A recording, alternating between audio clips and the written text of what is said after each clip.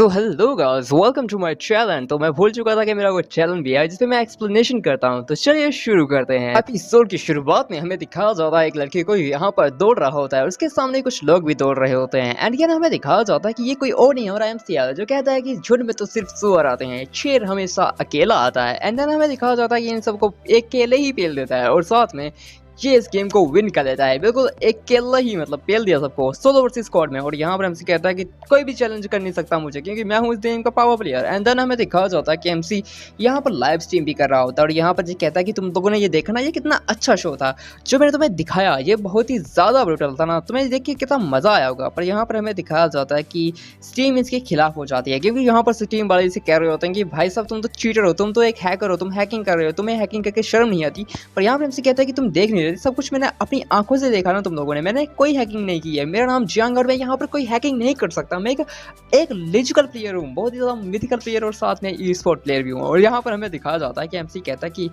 ये धब्बा मेरा पीछे नहीं छोड़ रहा। और इसके बाद हमें कुछ इसकी रियलिटी के बारे में बताया जाएगा और जो हमें बहुत ही ज़्यादा बुरा लग सकता है। यहाँ पर हमसे बताता है कि ये गेम इसकी दुनिया थी, इस गेम को इसने इतना मास्टर कर लिया था, कह सकते हो कि यह इस गेम का इतना बड़ा प्लेयर बन चुका था कि इस दुनिया में इसके सामने कोई टिक ही नहीं सकता था। पर कुछ ऐसा हुआ जो बहुत ही ज़्यादा बेकार था, क्योंकि एमसी एक ई स्पोर्ट प्लेयर भी था, जहाँ पर ये फाइनली इस गेम को ई स्पोर्ट में खेलने के लिए गया। एंड देन हमें दिखाया जाता है कि इसके सामने टीम्स ये बहुत ज़्यादा ही ब्रूटल टीम्स थी। पर यहाँ पर एमसी अकेला डोमिनेट कर रहा था उन टीम्स के ऊपर। पर कुछ लोग जो यहाँ पर एमसी से जलते थे और उनको एमसी बहुत ज़्यादा खटकता था, क्योंकि वो उन टीम्स को हारा हुआ देखना चाहते थे। यहाँ पर उन्होंने कुछ मिली भगत की, जिसकी वजह से एमसी के ऊपर चीटिंग का आरोप लगाया। मतलब कह सकते हो कि एक आदमी ने यहाँ पर एमसी के पीसी के साथ छेड़छाड़ की, और जब लोगों ने इसके पीसी को चेक किया तो उसके अंदर हैक्स दिखे, और उसके बाद एमसी का सफर यहीं पर खत्म हुआ। वो स्पोर्ट प्लेयर नहीं बन पाया और उसकी वजह से उसके दिल पे लगा चोट। और जैसे कि तुम हो, मुझे स्पोर्ट प्लेयर बनना था फ्री फायर का, पर फ्री फायर नहीं बन सके हम, क्योंकि कोई भी अच्छी किस्मत नहीं थी हमारी। तो यहाँ पर due to some reason MC वापस में गाँव चला गया, जहाँ पर ये अपनी एक दुकान को संभालता है। यहाँ पर इसके जो ग्रैंड पेरेंट्स थे वो यहाँ पर मूर्तियाँ बनाया करते थे, क्योंकि इसकी पेरेंट्स की डेथ बहुत ज़्यादा पहले हो चुकी थी, और इसी वजह से यहाँ पर इसके ग्रैंड पेरेंट्स ने इसे संभाला था। और उसके बाद उनकी हेल्प करने के लिए एमसी एक ई स्पोर्ट प्लेयर बना था। पर ड्यू टू सम रीजन उसके ग्रैंड की डेथ होने के बाद इसकी ग्रैंड माँ भी इसे छोड़ के चली गई। और उसके बाद एमसी यहाँ पर आ चुका था अपने गाँव में, और यहाँ पर ये उस दुकान को चला रहा था। पर यहाँ पर जैसे एमसी उस दुकान को संभालने के लिए जाता है तो यहाँ पर 3 गुंडे पहुंच जाते हैं, इसके लिए, उसके लिए और सबके लिए। ये गुंडे यहाँ पर आते हुए यहाँ पर एमसी को कहते हैं कि तुम्हारी हिम्मत कैसे हुई, तुमने क्या परमिशन ली हम इस दुकान को ठीक करने के लिए। और यहाँ पर हमें दिखाया जाता है कि एमसी कहता है कि परमिशन की जरूरत थी कि तुम लोगों को, मतलब मुझसे क्या परमिशन लेनी चाहिए तुम्हें। और यहाँ पर ये कहते हैं कि घरे तुझे समझ नहीं आता क्या, हम यहाँ पर कह रहे हैं कि तुझे हमसे परमिशन लेनी थी। और यहाँ पर हमें दिखाया जाता है कि ये वो कहते हैं कि अरे लड़के तो समझ रहा हमारी बात, क्योंकि हम यहाँ पर तुम्हें देने वाले हैं प्रोटेक्शन, तो तुम्हें हमें देना चाहिए प्रोटेक्शन मनी। तो यार तुम मुझे प्रोटेक्शन मनी दे दे, यहाँ पर तुम्हें प्रोटेक्शन देता हूँ अपने हाथों से। तो यहाँ पर हमें दिखाया जाता है कि ये लोग एमसी को धमकाते हैं, और वैसे तो ये यहाँ पर एमसी को बहुत ज़्यादा परेशान करते हैं। और ड्यू टू सम रीजन ये बंदे बता देते हैं कि कुछ टाइम पहले ये इसके ग्रैंडपा के पास भी आए थे, उन्हें भी इसने बहुत मारा था। और उसके बाद दिक्कत की बात यह थी कि इसके ग्रैंडपा उसके बाद ही मतलब मर गए। तो यहाँ पर due to some reason MC को गुस्सा आ जाता है कि उसके ग्रैंडपा के ऊपर भी इसने हाथ उठाया, इसकी इतनी हिम्मत कैसे है उस गुंडे की, और यहाँ पर उससे भिड़ जाता है एमसी।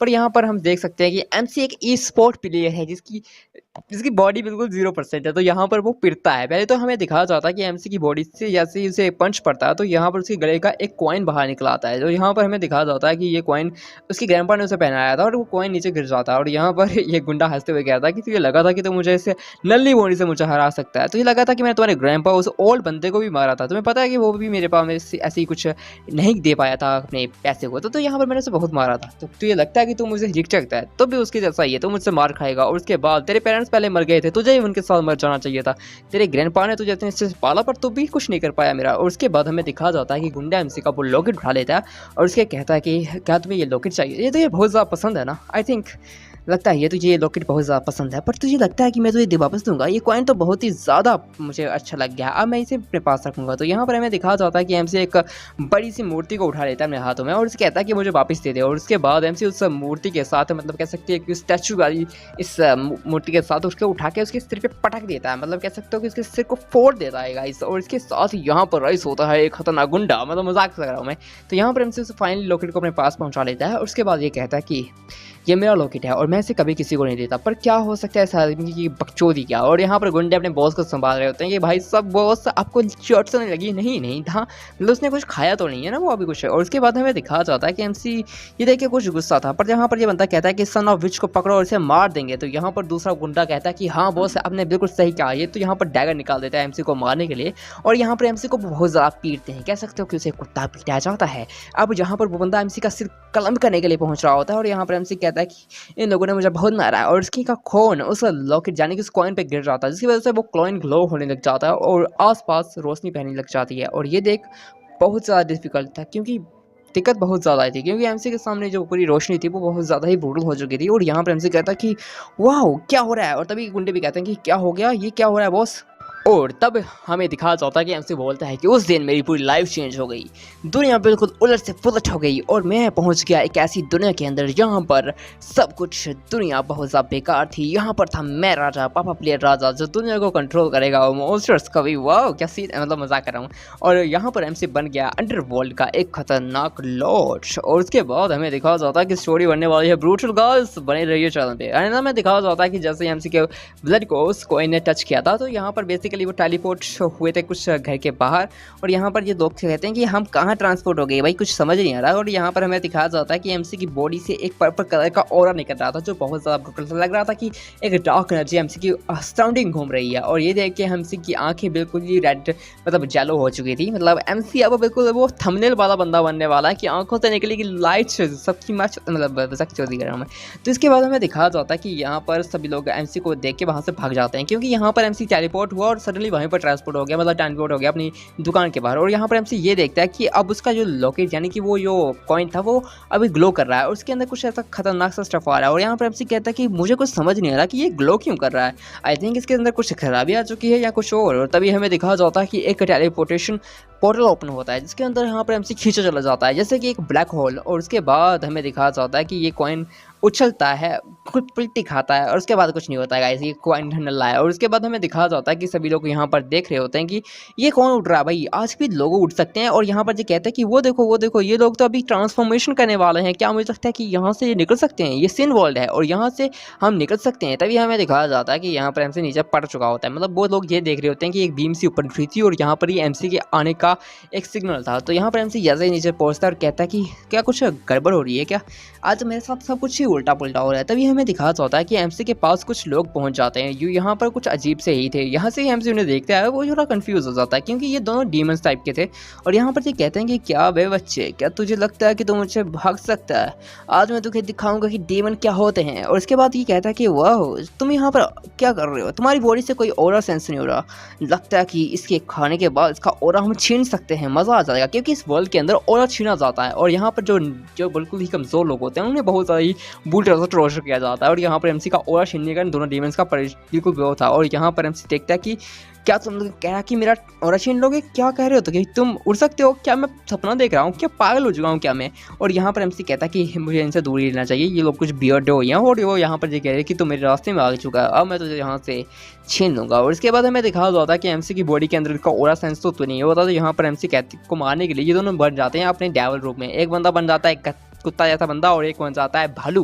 तो यहाँ पर ये एमसी के ऊपर अटैक कर देते हैं और एमसी कहता है कि व्हाट द हेल, ये क्या हो रहा है, मुझे कुछ समझ क्यों नहीं आ रहा, मैं सुनने का पापा हूँ, मजाक कर रहा हूँ। और उसके बाद हमें दिखाया जाता है कि एमसी कहता है कि ये कुछ हज़ार सा ड्रीम है, मुझे ये ड्रीम को बिल्कुल नहीं जीना भाई, मुझे निकलना पड़ेगा यहाँ से, गेट अवे फ्रॉम मी, मुझे नहीं समझ आ रहा कि मैं कैसे यहाँ से भाग निकलूँ, मुझे कुछ समझ क्यों नहीं आ रहा। देन हमें दिखाया जाता है कि ये बंदे कहते हैं कि लगता है कि ब्रदर मुझे जाने तो पहले मैं ऐसे बंदे को पीट दूंगा। और उसके बाद बंदा कहता है कि ओ माय गॉड तुझे टेंशन नहीं जरूरत नहीं, मैं जाऊँगा आगे। और उसके बाद हमें दिखाया जाता है कि लड़की को जो यहाँ पर आ जाती है और यहाँ पर जो कहते हैं कि ओहो यार तुम लोग भी यहाँ पर क्या हो। और यहाँ पर मुझे लगता है कि कांग फैमिली का कोई डिसेंडेंट वापस इसका आ चुका है, मेरे को जो बुढ़ा था, मतलब बेसिकली एमसी का ग्रैंडपा वो भी कांग था, मिस्टर कांग थे। और यहाँ पर एमसी उनका डिसेंडेंट है, मतलब कह सकते हो कि फैमिली का लास्ट डिसाइबल बन चुका है यहाँ पर एमसी। और यहाँ पर जिस जगह पे वो आ चुका है तो यहाँ पर ये लड़की उसी के बारे में बात कर रही है। देन हमें दिखाया जाता है कि ये वहाँ पर पहुँचने की सोच रही थी, तभी हमें दिखाया जाता है कि एमसी को पेला गया खतरनाक से, वो हलू उसकी बॉडी की जो एनर्जी थी उसे सेंस करने की कोशिश कर रहा था और यहाँ पर ये कहता है कि इसकी बॉडी की सेंसिंग एनर्जी निकाल के इसकी सिप पार्ट को निकाल दूंगा मैं अपने अंदर और खुद को पावरफुल बना दूंगा, मज़ा आ जाएगा। और तभी हमें दिखा जाता है कि ये कहता है कि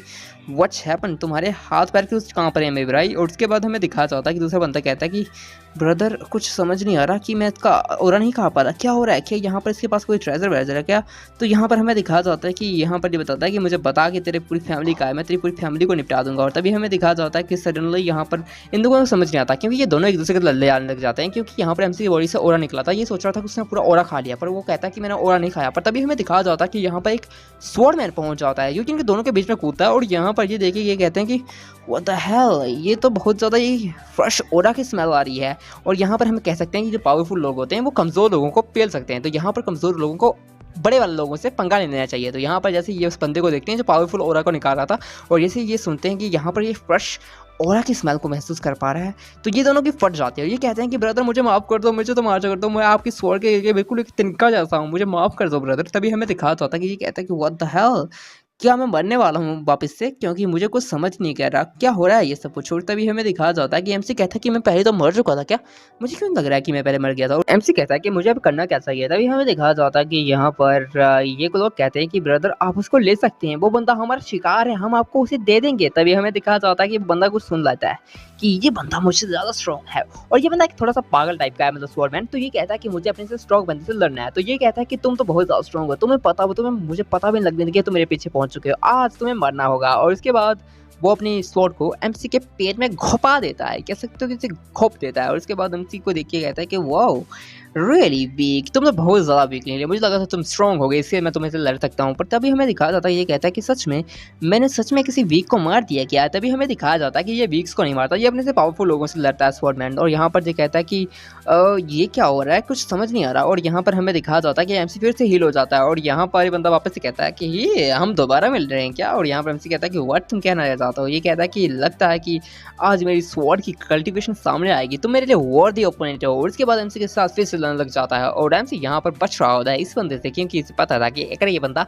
यहाँ पर थोड़ा बकवास लगाए तो एमसी पी लेगा। तो यहाँ पर हमें दिखा जाता है कि एमसी यहाँ पर वापस मरता है, वापस जिंदा हो जाता है। कह सकते हो कि एमसी के पास सुपर रिजोल्यूशन पावर हो चुकी है। और यहाँ पर ये दूसरा वाला बंदा जो कह सकते हो कि टोपी वाला बंदा बहुत ज़्यादा गुस्से में आ जाता है और कहता है कि मैं आज तुझे मार दूंगा, मैं बिलीव कर सकता हूँ कि तू बहुत हरामी बंदा है। और यहाँ पर एमसी कहता है कि मेरी बात तो सुनो, मुझे दर्द तो हो रहा है, मैं मर नहीं रहा पर मुझे दर्द तो हो रहा है ना भाई, मुझे माफ़ कर दे। तब हमें दिखा जाता है कि ये दोनों बंदे कह रहे होते हैं कि नो हमें कोई फर्क नहीं पड़ रहा है, हम तुम्हारी मदद नहीं करेंगे और कोई बड़ी बात नहीं। उसके बाद हमें दिखा जाता है कि ये बंदा कहता है कि कट द क्रैप, आज उसे मार दूंगा क्योंकि मुझे अपने से पावरफुल बंदों को मारने में बहुत मजा आता है, वैसे मैं पीटता हूँ बहुत टाइम। और इसके बाद हमें दिखा जाता है कि यहाँ पर एमसी कहता है कि कोई है यहाँ पर प्लीज़ मेरी मदद कर सकता है। तभी हमें दिखा जाता है कि एमसी के सामने एक पर्पल कलर की शील्ड आ जाती है और यहाँ पर एमसी कहता है कि ये क्या हो रहा है। तभी हमें दिखा जाता है कि एक लड़की यहाँ पर आ जाती है और ये वही लड़की है जो कांग फैमिली के डिसेंडेंट को ढूंढ रही थी, यानी कि एमसी को। तो यहाँ पर ये आते ही कहती है कि वाह तो क्या तुम मेरे लिए नहीं रुक सकते। और यहाँ पर हमें दिखा जाता है कि ये थोड़ी गुस्से में आ जाती है और इसके भी सींग निकल आते हैं, कह सकते हैं कि ये भी एक डेवल ही है। और यहाँ पर ये कहती है कि वाह मुझे लगा नहीं था स्वॉर्डमैन तुम्हारे पास इतनी पावर हो सके कि तुम मेरे एक आदमी को पकड़ना चाहते हो। तो यहाँ पर ये अंधा गुस्से में आ जाता है क्योंकि आपको इसे पता है कि ये इससे बहुत ज़्यादा पावरफुल है, अगर तुम छोटे बन के नहीं रहोगे तो बहुत ज़्यादा पेला जा सकता है। तो यहाँ पर वो उसके सामने झुक जाता है और कहता है कि बिस तो मुझे माफ़ कर दो। तभी हमें दिखा जाता है कि एमसी कहता है कि वाह लगता है कि मैं कुछ बड़ी आइडेंटिटी से आ चुका हूँ, मुझे लगा नहीं था कि यहाँ पर दिक्कत हो सकती है, मुझे यहाँ से भागना होगा धीरे धीरे। और तभी हमें दिखा जाता है कि यहाँ पर ये कहते हैं कि तुम्हें यहाँ पर दिक्कत की ज़रूरत नहीं है। और यहाँ पर हमसे कहता है कि ये तो बहुत ज़्यादा क्यूट है यार। और उसके बाद ये लड़की कहती है कि ओहो तो तुम यहाँ पर पहुँच चुके इस वर्ल्ड के अंदर। और यहाँ पर ये बताती है कि मुझे तुमसे बात करनी थी बेसिकली। तो यहाँ पर हमें दिखा जाता है कि एमसी कहता है कि क्या कोई ये सिन वर्ल्ड है। और यहाँ पर एमसी बताता है मतलब एमसी को बताया जाता है कि यहाँ।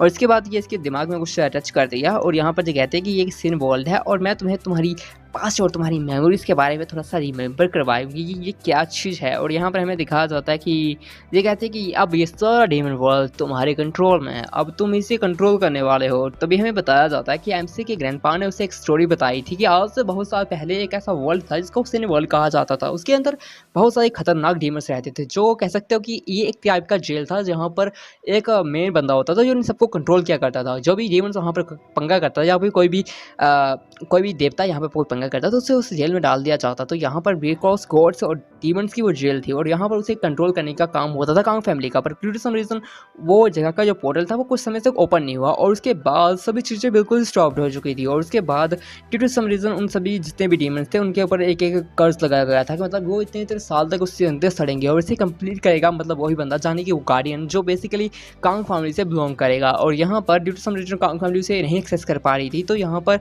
बस इवें चलती रही, बहुत दिन तक चलती रही। कह सकते हो कि ये एक ऐसी जेल थी यहाँ पर बेसिकली लोगों को रखा जाता और उन्हें की सजा पहुंचाई जाती। और यहाँ पर आप पोर्टल ओपन करता है कॉइन जो यहाँ पर एमसी के पास है और ये वही कॉइन है जो पूरी की जनरेशन से कांग फैमिली के अंदर आगे आगे बढ़ता जा चुका है। और यहाँ पर अब ये बात है कि जो कांग फैमिली का लास्ट डिसेंडेंट है यानी कि एमसी यहाँ पर पहुँच चुका है। तो यहाँ पर बेसिकली लड़की एमसी को उसकी पूरी याददाश्त क्या कह सकते हो कि उसकी पूरी मेमोरी से बता देती है कि कैसे कैसे तुम्हें यहाँ पर पहुँचाया गया है और तुम यहाँ पर कांग फैमिली के लास्ट डिसेंडेंट हो और इसी वजह से तुम यहाँ पर इस चीज़ के एक लास्ट उत्तराधिकारी बन चुके हो और यहाँ पर तुम इस डॉट वर्ल्ड के मतलब एक बहुत बड़े वैसे मालिक हो। और यहाँ पर एमसी कहता है कि सो तुम समझ चुके हो कि सच में मैं इस फैमिली का मतलब एक लास्ट डिसीजन बन जाऊँ तो मैं यहाँ पर से कंट्रोल करूँगा। तो यहाँ पर जो कहते हैं कि सो तो तुम बहुत ज़्यादा अच्छे हो। तो यहाँ पर हमें दिखाया जाता है कि एमसी कहता है कि ओहो तो तुम्हें लगा कि यहाँ पर मतलब ये नहीं है कि मैं इसे कंट्रोल करूँगा, तो मैं इसे कंट्रोल करके यहाँ से वापस जा सकता हूँ क्योंकि मेरे पास है ये लॉकेट्स और मतलब ये कॉइन, तो इसी वजह से मैं यहाँ से वापस जा सकता हूँ। और इसके बाद हमें दिखाया जाता है कि एमसी इस कॉइन से अपने यहाँ पर निकालने की कोशिश करता है और कहता है कि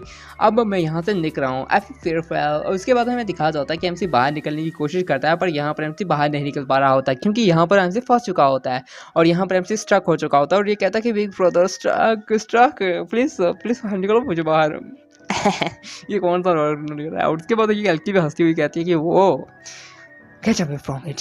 उसके बाद हमें दिखाया जाता है कि एमसी उससे मतलब यहाँ पर वो लड़की के साथ चला जाता है। वैसे वो लड़की एमसी को उठा के ले चली जाती है और कहती है कि मैं तुम्हें इस वर्ल्ड को दिखाती हूँ और ऐसे समझाती हूँ कि यहाँ पर क्या चल रहा है। और उसके बाद यहाँ पर से वर्ल्ड के बारे में बताया जाता है। ये बेसिकली एक नर्क है, जैसे कि तुम्हें बता दूँ मैं तुम्हें सिंपल भाषा में, जैसे कि एक जमराज होता है तो उसके नीचे लोगों को सजा दिया करते हैं ना, वैसा ये सिस्टम है। पर यहाँ पर लॉजिकली ये है कि यहाँ पर डीमंस और गॉड्स का नर्क है, मतलब यहाँ पर जो गलती करता है तो यहाँ पर ये प्रिजन टाइप का है, तो यहाँ पर दिक्कत दी जाती है और ये लड़की से पूरे बताती है। और यहाँ पर एमसी कहता है कि वाओ तो यहाँ पर मेरी लाइफ एक उस गेम की तरह हो चुकी है जैसे कि मैं यहाँ पर हूँ। तो यहाँ पर इसका मतलब ये है कि मैं इस जगह का कंट्रोलर हूँ और मैं इस गोल्ड को कंट्रोल करने वाला हूँ। ये like a very good stuff. और उसके बाद हमें दिखा जाता है कि एमसी उसका हाथ छिड़का मतलब उसे छोड़ देता है और उसके बाद नीचे कूद जाता है और कहता है कि नो।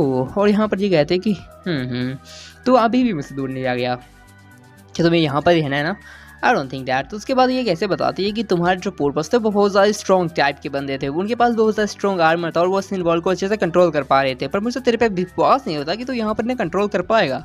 लगा नहीं था कि मुझे तुम्हें जैसे बंदे यहाँ पर एंटर भी कर सकते हैं, पर आई थिंक तुमने एंटर कर लिया तो तुम्हारे में कोई बात तो होगी ना। तो यहाँ पर हमसे कहता है कि ये तो बहुत ज़्यादा डिफिकल्ट है इस पूरी जगह को संभालना, पर अगर मेरे ग्रैंडपा ने मुझे कहा है कि उन्होंने मुझे चूज़ किया है इस चीज़ के लिए, तो हो सकता है कि वो मेरे पे एक रिस्पॉन्सिबिलिटी जाना चाहते हो और मैं अपने ग्रैंडपा को कभी भी डिसअपॉइंट नहीं कर सकता। उन्होंने ये रिस्पॉन्सिबिलिटी मुझे दी है तो मैं इसे रिस्पॉन्सिबिलिटी को कंट्रोल करूंगा और इस लास्ट तक इसे अपने साथ लेकर जाऊंगा। और ये ग्लोरी भी है, ब्लेसिंग भी है मेरे लिए, क्योंकि वो रिस्पॉन्सिबिलिटी मुझे उन्होंने दी है। तो मैं इस जगह की पोजीशन को बिल्कुल होल्ड करूंगा और जगह के ऊपर बिल्कुल पीस बना के रखूंगा, बिकॉज यहाँ से इतने सालों से कोई भी नहीं कंट्रोल नहीं करने वाला। तो यहाँ पर ये लोग कल्टिवेशन बढ़ा रहे हैं यहाँ से भागने के चक्कर में।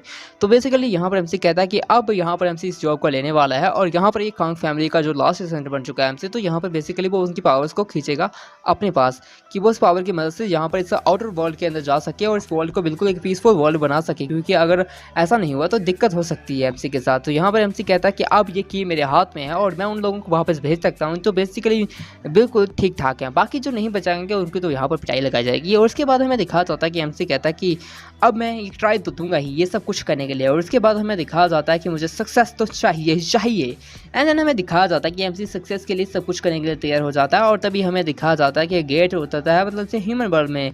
तो यहाँ पर हमें दिखाया जाता है कि एमसी कहता है कि फाइनली मैं बाहर निकल आया हुआ हो, फाइनली मैंने इस गेट को ओपन कर लिया, अब मैं वापस जा सकता हूँ, मुझे बहुत मजा आएगा। तो यहाँ पर बेसिकली एमसी ये सोच रहा था कि वो वापस जा सकेगा उसी वर्ल्ड के अंदर जहाँ से एमसी आया था बेसिकली अर्थ पे। पर यहाँ पर यही सोचता है कि ऐसा कुछ नहीं हुआ, क्योंकि यहाँ पर ये कहता है कि तुम ये फोड़ रहे हो कि तुमने अभी क्या कहा था, क्या तुम सच में इस वर्ल्ड को कंट्रोल करने वाले हो ना। तो यहाँ पर हमें दिखाया जाता है कि यहाँ पर ये लड़की कहती है कि मुझे पता है कि तुम इस वर्ल्ड को कंट्रोल करने वाले हो। तो बेसिकली मैं तुम्हें एक चीज़ दिखाना चाहती हूँ, तुम तो बहुत सारी वीक हो, तो तुम्हें कांग फैमिली का स्पेशल वेपन का यूज़ पड़ेगी जो तुम्हें यहाँ पर से कंट्रोल करने में काम आएगा। तो यहाँ पर जो बताती है कि तो मुझे बताओ कैसे।